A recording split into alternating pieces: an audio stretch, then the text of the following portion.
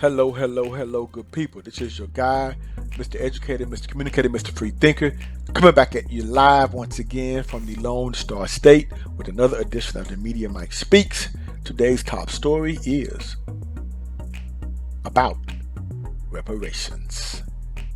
Something that's been discussed for I don't know for how many years. I mean, wow, but there is good news, I should say. We have a small Midwestern city named Evanston, located in Illinois. They are to begin distribution of up to $25,000 in reparations to eligible black residents, according to the ground.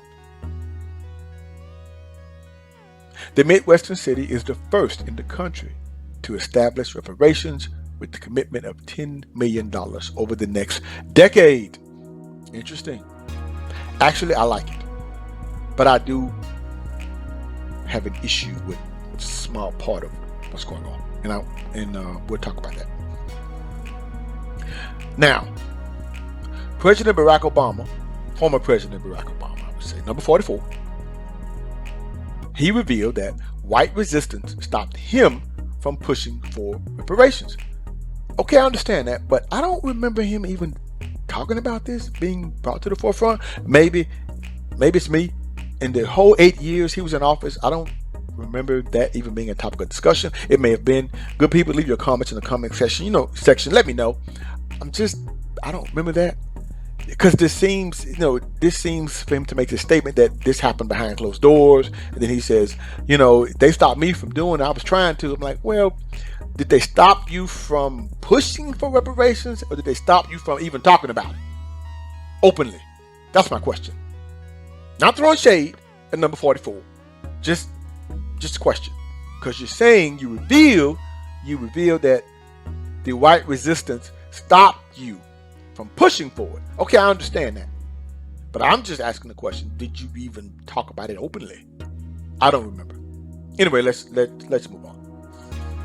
ABC News reported that the city north of Chicago will begin issuing payments this year. Fifth Ward Alderman Robin Rue Simmons, as you see here, pushed for the legislation. She was inspired to work on closing the racial wealth gap through her own experience growing up black in Evanston and still living there through adulthood. Once again, those eligible will be paid up to $25,000 to be used toward housing.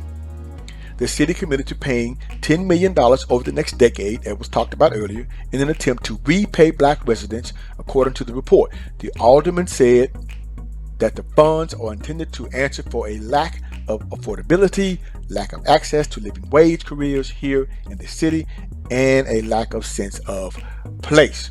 She goes on to say, and she quotes, "I was looking at what we had done, what more we could do, and reparations was the only answer." Rue Simmons went on to remark, "The only legislative response for us to reconcile the damages in the black community is reparations." Or I would say restitutions, I would say. You can look at it both ways. I would say so. So I think it's more of restitution, but they're putting it in another spin with reparations. Okay. Now, local historian Dina Robinson, who founded the Shorefront Legacy Center, helped support the efforts with the 70-plus page report that chronicled discrimination and racism in Evanston dating back to the 1800s. Wow. Quoting Dina Robinson, "We anticipate litigation to tie things up with the premise that you cannot use tax money that's from the public to benefit a particular group of people." Robinson said, referring to opposition to the city's plan, but he countered the entire black community historically has paid taxes but were not guaranteed the same benefits, unquote. Very good, sir. Very good. Yes. Now,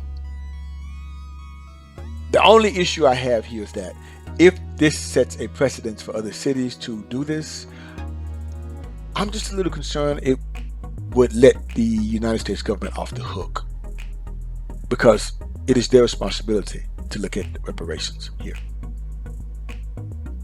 because they let a lot of things go on that they shouldn't have. That's all I'm saying. But for those residents who are eligible in Evanston, Illinois, good. I support you wholeheartedly. Now, according to the report, white people in Evanston make almost double the income and have double the reported net worth of their black neighbors. Black people who have lived in the city through redlining and their descendants are eligible for the payment, which you see once again, redlining was approved by our United States government. And it pretty much single-handedly destroyed or obliterated black neighborhoods. So, actually our government has to pay what they owe, I believe. Now, although Evanston is the first city to make the historic move, it will hopefully not be the last. As I stated, I'm hopeful that a precedent will be set. As the Grio reported, President Joe Biden has made plans to act on reparations for African Americans. Senior advisor Cedric Richmond confirmed that the White House plans to start acting now, which I think so. Now, according to Mr. Richmond, he goes on to say, we have to start breaking down systemic racism and barriers that have held people of color. Now, see, I like the way he put that. We have to start breaking down systemic racism because you're not going to eradicate it. Racism will never go away, I do believe, in my professional opinion. It will never go away. Because you see good people, people are tribal. They cling to people that share the same morals, values, beliefs, or look like them, or same customs. That's a tribal mentality. And I know racism may stem from that to a certain degree, but that's what really this is all about. When he says breaking down systemic racism, yeah. And what I do believe he means by that is the fact that, look here, you have to give everyone a fair shot. You can't control the outcome, but you got to give everyone a fair shot, which I do believe African Americans had back in the day, post Civil War. They did, but that was taken away.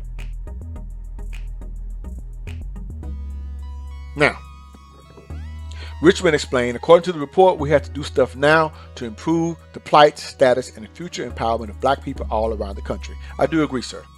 Now, also, according to the Grio, Congresswoman Sheila Jackson Lee submitted H.R. 40. That is the bill.